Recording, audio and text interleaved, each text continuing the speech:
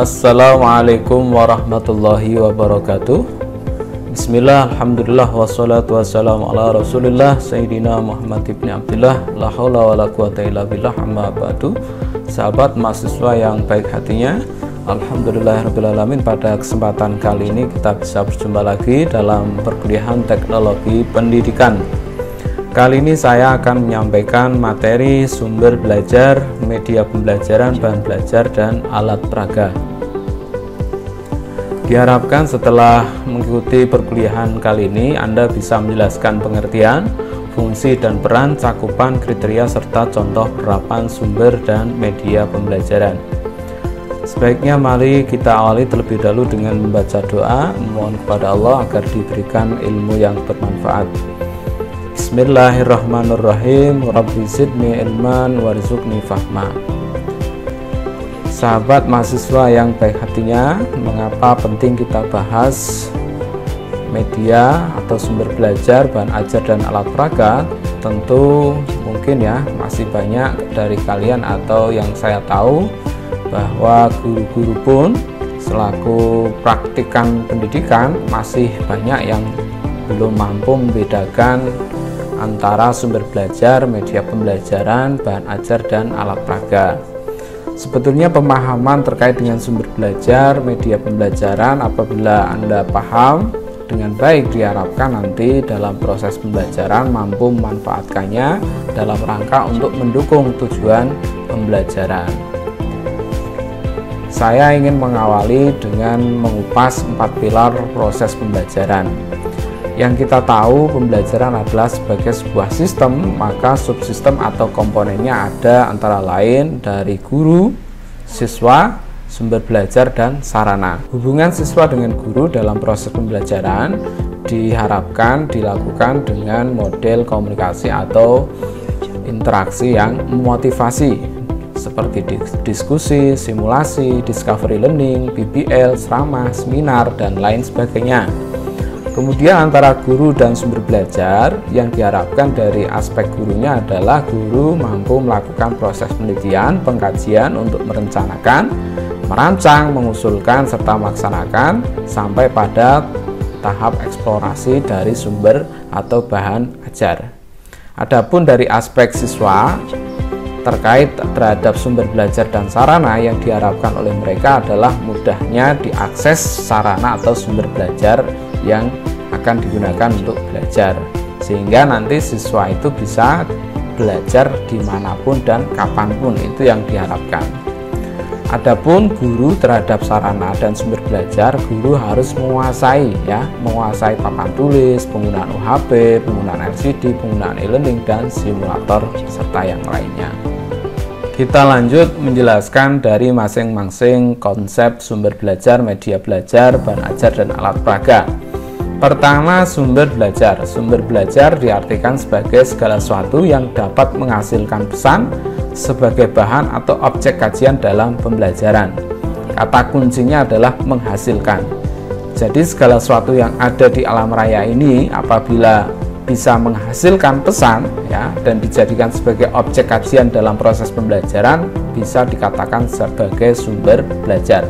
Apapun yang ada di alam raya ini, dan guru secara kreatif, inovatif bisa mengambil hikmah, dapat menjadikan sebagai bahan atau objek kajian, maka bisa disebut sebagai sumber belajar. Kemudian ada media pembelajaran. Media pembelajaran adalah segala sesuatu yang dapat mengantarkan pesan dari pengirim kepada penerima. Kata kuncinya adalah mengantarkan. Jadi segala sesuatu yang dapat mengantarkan pesan. Seperti yang kita tahu ada media proyektor. Media proyektor itu kan mengantarkan pesan, pesan yang berada dalam PowerPoint, diantarkan melalui alat yang namanya proyektor. Maka media itu harus kita sebut secara keseluruhan, di dalamnya pasti ada software dan hardware-nya, ada bahan lunak dan ada perangkat kerasnya. Maka media pembelajaran tentu tidak terlepas dari dua bagian itu, ada hardware dan software. Berbeda dengan bahan belajar ya. Bahan belajar ini bisa dikatakan sebagai segala sesuatu yang berisi pesan yang dimanfaatkan dalam pembelajaran. Jadi kalau bahan belajar tentu pasti di dalamnya ada isi pesannya ya. Seperti contoh buku ya. Buku itu sebetulnya alat ya, alatnya kertas, tetapi ada isi pesannya. Nah, isi pesan yang dimaksud adalah pesan pembelajaran, sehingga buku bisa dikatakan sebagai bahan belajar, termasuk seperti PowerPoint atau yang lainnya. Nah, kemudian ada alat peraga, segala alat atau benda untuk memperagakan apa yang kita sampaikan, baik sesuai tema maupun subtema. Sehingga kalau alat peraga ini lebih khusus lagi, karena ada kata kunci yang dipakai adalah untuk memperagakan ya, alat peraga. Nanti lebih jauh kita bahas dengan menjelaskan masing-masing dari sumber belajar. Sumber belajar diartikan sebagai semua sumber, baik berupa data, orang maupun wujud tertentu yang dapat digunakan oleh siswa dalam kegiatan belajar, baik secara terpisah maupun terkombinasi, sehingga mempermudah siswa dalam mencapai tujuan belajarnya. Kategori dari sumber belajar itu sebetulnya ada 6 ya, mulai dari pesan, manusia, ada bahan, software, ada alat, hardware, metode, dan lingkungan. Sebelum saya sampaikan kategori sumber belajar secara umum ya, saya ingin menyampaikan dari pandangan Islam terlebih dahulu, bahwa sumber belajar dalam pandangan Islam itu tentu yang kita tahu ya, apalagi di bulan Rabiul Awal ini kita masih suasana meringati Maulid Nabi. Kita ingat ya hadis Nabi, taraktu fikum amroini lan tadillu ma tamassaktum bihima kitaballahi wa sunnata rasulih. Nah, artinya apa? Saya meninggalkan pada kalian dua perkara ya, kalian tidak akan sesat apabila berpegang pada keduanya. Apa? Yakni kitabullah dan sunnah Nabi. Sehingga dalam pandangan Islam ya, sumber belajar yang pokok adalah dua yang ditinggalkan oleh Kanjeng Nabi. Apa? Yang pertama Al-Quran. Nah, Al-Quran kan firman Allah yang diturunkan kepada Nabi. Yang kedua Al-Hadis. Nah, jelas dua sumber pokok ini adalah sumber belajar yang wajib dipelajari oleh umat Islam. Yang kemudian sumber belajar tambahan yang lainnya adalah hasil pemikiran manusia dan ayat-ayat kauniyahnya Allah Subhanahu wa Ta'ala. Itu jelas ya. Kalau kita sebagai muslim tentu harus memahami sumber belajar pokok dan tambahan, mulai dari Al-Quran, Al-Hadis, hasil pemikiran manusia, dan ayat kauniyahnya Allah Subhanahu wa Ta'ala. Berbeda dengan pengkategorian sumber belajar secara umum nih, ada 6. Yang pertama pesan. Pesan diartikan sebagai informasi berupa ide, fakta, konsep, data yang disampaikan kepada siswa. Nah, ini ada yang dirancang, by design, dan ada yang dimanfaatkan. Kemudian ada kategori kedua, sumber belajar adalah manusia. Nah, apa itu manusia? Orang yang berperan sebagai penyaji dan pengolah informasi. Kalau yang dirancang ada guru, ada instruktur, ada siswa. Yang dimanfaatkan ya, maksudnya dipakai dalam proses pembelajaran ya, ada narasumber, ada tokoh masyarakat, pimpinan, lembaga, kiai yang dilibatkan dalam proses pembelajaran.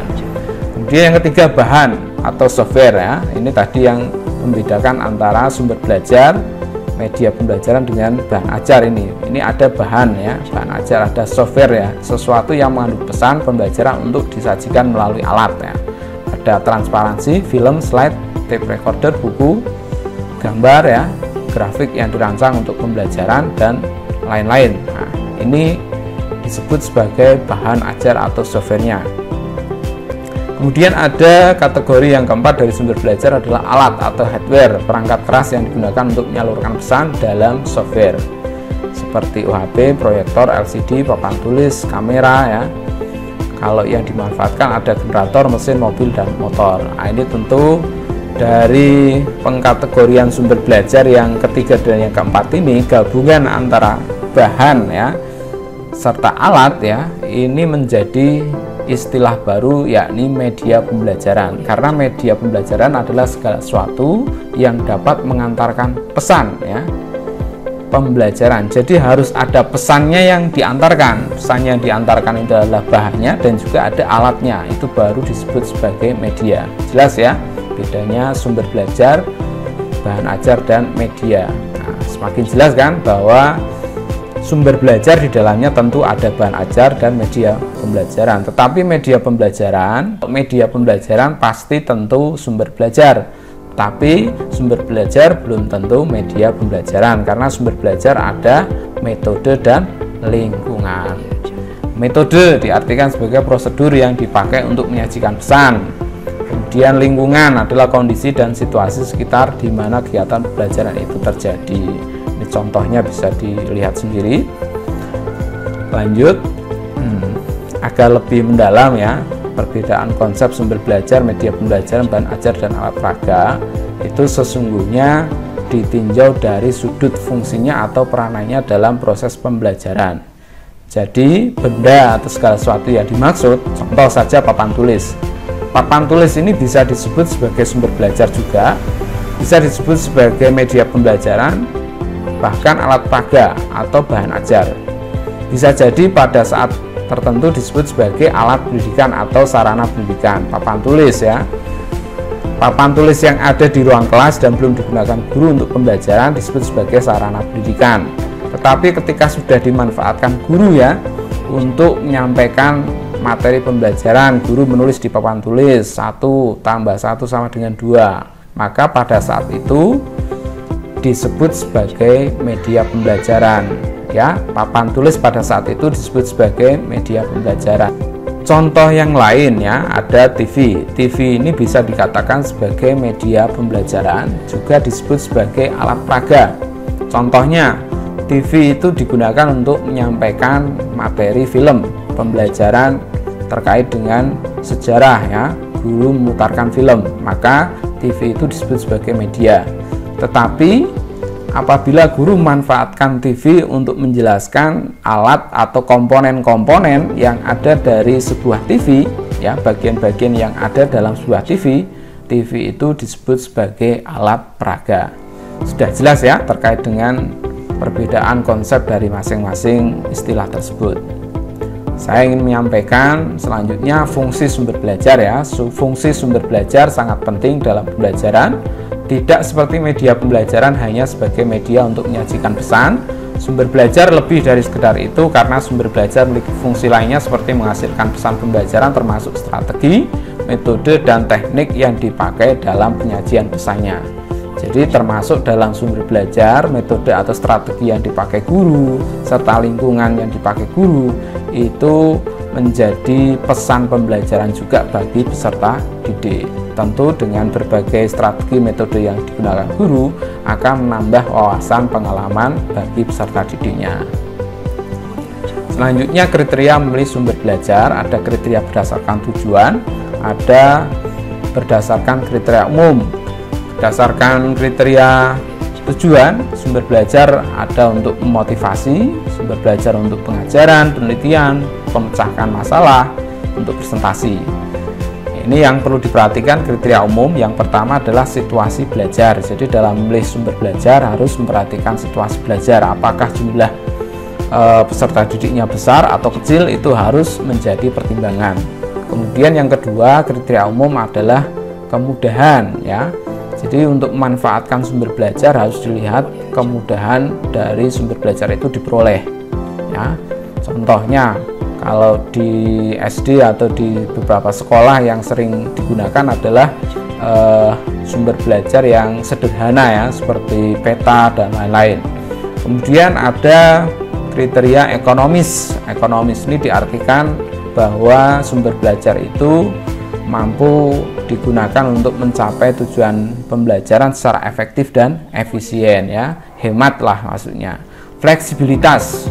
Nah, ini kriteria selanjutnya ya, artinya dapat digunakan pada berbagai jenis mata pelajaran atau tingkatan kelas. Nah, ini fleksibel lah ketika memakai sumber belajar yang fleksibel. Selanjutnya ada kriteria praktis dan sederhana. Yang terakhir, kemampuan guru. Nah, itu kemampuan guru juga harus menjadi kriteria dalam memilih sumber belajar. Selanjutnya prosedur penggunaan sumber belajar. Ini saya simpelkan ada 4 langkah. Yang pertama harus dimulai dari menganalisis kebutuhan terlebih dahulu, kemudian menetapkan sumber belajar yang akan dipakai. Selanjutnya bisa dengan mengembangkan ya, atau mencipta sendiri atau memanfaatkan sumber belajar yang ada. Yang terakhir ya, artinya ketika pemanfaatan kan ada proses pelaksanaan ya. Setelah dilaksanakan, kemudian evaluasi penggunaan sumber belajar. Makna media ya, setelah kita bahas sumber belajar, kita bahas media pembelajaran. Kita jelaskan makna media dulu. Media adalah segala sesuatu yang dapat menyalurkan informasi dari sumber informasi ke penerima informasi. Media, medium ya, artinya perantara. Nah, ada istilah lain ya yang harus dipahami terkait dengan media pembelajaran. Ada prasarana, sarana pendidikan, dan media pembelajaran. Prasarana pendidikan itu diartikan sebagai sesuatu yang ada sebelum adanya sarana, seperti bangunan sekolah, tanah dan gedung, meja, kursi, lemari, dan alat-alat kantor, tata usaha ya maksudnya, itu disebut sebagai prasarana pendidikan ya, bukan media pembelajaran. Jadi bangunan sekolah, gedung, atau ruang kelas itu bukan media pembelajaran. Sarana pendidikan, alat yang digunakan dalam rangka lebih mengefektifkan komunikasi dan interaksi antara guru dan siswa dalam proses pendidikan dan pengajaran di sekolah. Contohnya seperti bahan ajar ya, alat-alat pelajaran, alat peraga, atau media pembelajaran lah. Selanjutnya media pembelajaran. Media pembelajaran tadi sudah saya sampaikan adalah segala sesuatu yang dapat digunakan untuk menyalurkan pesan ya, merangsang pikiran, perasaan, perhatian, dan kemauan siswa sehingga dapat mendorong proses belajar siswa. Nah, ini dilihat dari fungsi sumber belajar ya. Dengan media belajar, kalau media lebih sekadar media untuk menyampaikan pesan, mempercepat proses belajar, sedangkan sumber belajar tidak hanya memiliki fungsi tersebut tetapi juga termasuk strategi, metode, dan teknik pembelajarannya. Proses komunikasi ya. Jadi pada dasarnya pembelajaran itu hakikatnya adalah proses komunikasi. Ada yang menjadi penyampai pesan, ada yang menjadi penerima pesan, serta sarana yang dipakai dalam rangka menyampaikan pesan. Ada decodingnya, ada encodingnya, ada proses penyampaian pesan, ada proses penerimaan pesannya. Nah, ini proses komunikasi dalam pembelajaran ya, ada tergambarkan ya metode pembelajaran di dalamnya. Tentu dari proses interaksi belajar bisa terjadi dua arah ya, siswa ke guru, guru ke siswa ya, ini artinya dua arah. Namun dalam pembelajaran yang baik sebetulnya tidak hanya dua arah tetapi dari berbagai arah, karena siswa yang banyak itu juga menjadi sumber informasi kepada guru maupun pada siswa yang lainnya. Ini bisa digambarkan bahwa proses komunikasi dalam pembelajaran terkadang terjadi hambatan ya. Maka ketika terjadi hambatan itulah fungsi media pembelajaran dibutuhkan. Nah, di sini tergambarkan bahwa komunikatornya ya, ada guru menyampaikan pesan ya, ada proses encodingnya. Ketika proses penyampaian pesan itu terganggu, agar dapat diselesaikan maka dibutuhkan sarana atau media pembelajaran. Jadi faktor-faktor pengganggunya ada banyak, baik itu faktor internal maupun faktor eksternal ya. Faktor internal peserta didiknya mungkin yang tidak minat dalam pembelajaran, atau faktor eksternal ya. Faktor eksternal itu faktor ya situasi dan kondisi ya. Umpamanya masa pandemi seperti ini, maka pesan pembelajaran bisa disampaikan melalui media pembelajaran, bisa melalui e-learning ya. Nah, ini proses komunikasi dalam pembelajaran. Selanjutnya beberapa hasil kajian sebagai landasan pentingnya pemanfaatan media. Ini kita ambil dari teori kerucut pengalaman belajar Edgar Dale ya, bahwa manusia secara 75%-nya belajar dilakukan melalui mata, 13%-nya melalui telinga, dan 12% lainnya melalui anggota atau indera yang lainnya.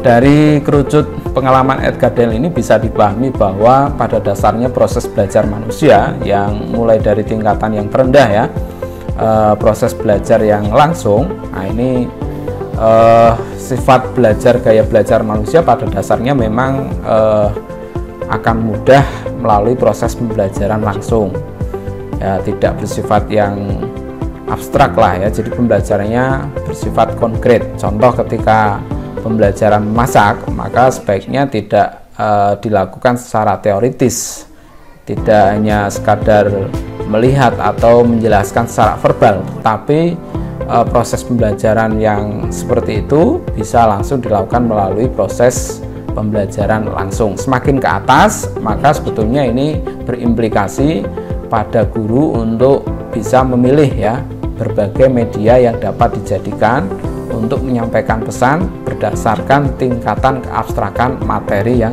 ada tersebut. Selanjutnya pengalaman belajar menurut Josh Wilson, 82% dari mata, 12% melalui telinga, dan 6% melalui indera lainnya. Sedang menurut Harkinson ini 10% dari yang didengar, 50% dari yang dilihat, 60% dari yang dikatakan, dan 90% dari yang dilakukan. Beberapa hasil kajian yang lain ini menurut Magnuson juga ya, hampir sama lah ya, tidak perlu saya jelaskan. Kita lanjut kepada penggolongan ragam media. Menurut Bretz ini ada 4 ya, ada media yang dapat didengar atau audio, ada media yang dapat dilihat ya, visual diam maupun gerak, ada media audio visual seperti film TV, kemudian ada media serbaneka. Sedang menurut Scrum ini ada 3 media dibagi, ada untuk media audiens besar seperti televisi, radio, faksimiil, kemudian media untuk audiens kecil, kemudian media untuk individu. Selanjutnya menurut Gagne ini media diklasifikasikan menjadi 7 kelompok. Benda untuk didemonstrasikan, komunikasi lisan, media cetak, gambar diam, ada gambar bergerak, film bersuara, dan mesin belajar. Kemudian klasifikasi media belajar menurut tujuan belajar ini bisa dimanfaatkan untuk Anda ketika ingin menyajikan materi ya, tujuan pembelajarannya untuk menyampaikan konsep yang berupa apa, umpamanya info faktual atau pengenalan visual, prinsip, konsep, prosedur, untuk menyampaikan tujuan pembelajaran umpan balik, atau untuk membentuk sikap. Nah, ini Anda bisa pilih jenis medianya. Umpamanya ingin menyampaikan materi pembelajaran dengan tujuan menyampaikan prosedur, nah, ini pilih yang tinggi yang mana. Ini ada tinggi ya, berarti pilih film. Nah, pilih media film untuk menyajikan untuk mencapai tujuan pembelajaran yang bersifat prosedur ya, termasuk pelajaran terprogram. Nah, ini yang tinggi ini Anda pilih. Ketika di sini ada objek 3D, ada tinggi ya, pengenalan visual, ini juga bisa dimanfaatkan. Kalau yang untuk membentuk sikap ini bisa dimanfaatkan ya, ini ada film, ini sedang ya, dibanding visual diam gambar, maka film ini lebih tinggi derajatnya untuk pembentukan sikap ya, dibanding gambar ya, dibanding poster mungkin ya. Jadi kalau poster masih dianggap rendah, kalau film lebih tinggi ya, dalam rangka untuk pembentukan sikap. Selanjutnya pengelompokan media pembelajaran secara umum ya. Ini berbeda dari pembagian menurut tokoh. Ini secara umum saja bahwa media pembelajaran dibagi menjadi 3 teman-teman. Ada media visual, ada media audio, dan media audio visual. Nah, selanjutnya ketika Anda akan menggunakan atau memilih media pembelajaran, Anda harus mempertimbangkan mulai dari tujuan yang akan dicapai, kesesuaian media dengan materi, situasi dan kondisi sarana dan prasarana ya, harus diperhatikan. Apa saja yang diperhatikan, termasuk ya mungkin ukuran kelas ya, perlengkapan yang ada di ruang kelasnya, dilihat ventilasinya bagaimana, pencahayaannya. Tentu ini bisa mempengaruhi atau bisa dijadikan sebagai pertimbangan ketika akan menggunakan media. Yang keempat adalah karakteristik audien. Karakteristik audien itu contohnya apa? Ya mulai dari jumlah siswanya ya. Kalau dilihat jumlah siswanya besar, jumlah siswanya sedang atau kecil, ya tentu pertimbangan pemilihan medianya harus disesuaikan dengan jumlah audiennya, termasuk minat motivasi belajar dari peserta didiknya. Kalau memang mereka lebih minat untuk menggunakan media yang film, maka ya putarkan film dibanding poster. Kriteria lain dalam pemilihan media ada ketepatan dengan rencana pembelajaran, kemudian kriteria tingkat keterbacaan media, yang ketiga kemudahan memperoleh media, yang keempat keterampilan guru dalam menggunakannya, yang kelima tersedia waktu untuk menggunakannya, dan yang keenam sesuai dengan taraf berpikir siswa. Terakhir objektivitas. Nah, objektivitas ini artinya harus menghindari pemilihan media yang didasari oleh kesenangan pribadi semata. Jadi kalau memilih media ya harus dipertimbangkan ya, pertimbangkan kesesuaian dengan tujuan pembelajarannya, agar objektif itu bisa Anda manfaatkan pertimbangan dari teman atau dari siswa ya, diminta bagaimana pandangan mereka. Nilai dan manfaat lain media pembelajaran. Yang pertama, dengan media pembelajaran ini penyampaian materi pembelajaran dapat diseragamkan, proses pembelajaran lebih menarik, proses belajar lebih interaktif, jumlah waktu belajar mengajar dapat dikurangi, kualitas belajar dapat ditingkatkan.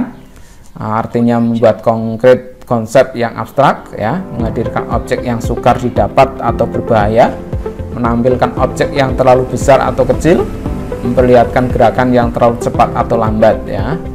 Selanjutnya, dengan media pembelajaran juga proses belajar dapat terjadi kapan dan di mana saja.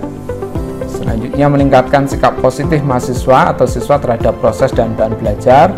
Dan terakhir, peran dosen atau guru berubah ke arah positif dan lebih produktif. Nah, sebagai pengingat ini tentu sebagai guru atau sebagai calon guru kita harus memahami bahwa setiap media memiliki karakteristik ya, baik kelebihan dan keterbatasannya masing-masing. Oleh karena itu tidak ada media yang dapat digunakan untuk semua situasi dan tujuan pembelajaran. Media mana yang akan digunakan tergantung kepada kompetensi atau tujuan yang ingin dicapai, sifat bahan ajar, ketersediaan media tersebut, dan kemampuan guru dalam menggunakannya. Selanjutnya untuk contoh penerapan penggunaan atau pemanfaatan media pembelajaran ya, baik dari yang visual, audio maupun audiovisual, nanti akan saya sampaikan pada pertemuan berikutnya. Silakan Anda bisa teliti lagi sumber belajar yang saya gunakan. Kemudian sebagaimana biasa ya, saya sampaikan pantun sebagai penutup. Burung parkit hinggap di kawat, meskipun sedikit semoga bermanfaat. Burung pipit miliknya Pak Ahmad, meskipun sedikit semoga bermanfaat. Ali-ali matane bacan, ojo lali karo Pak Fauyan. Mas Ilham sukanya makan, kalau belum paham silakan ditanyakan. Burung irian, burung cendrawasih. Cukup sekian dan terima kasih. Siti Aisyah mandi di kali, selamat berpisah, sampai jumpa kembali. Demikian, semoga bermanfaat. Al-afu minkum, wassalamualaikum warahmatullahi wabarakatuh.